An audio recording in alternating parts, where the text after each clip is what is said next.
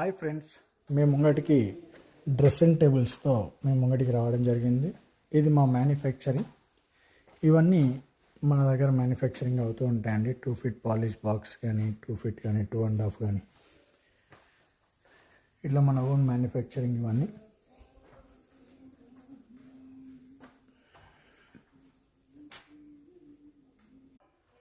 ఇట్లా ఉంటుందండి.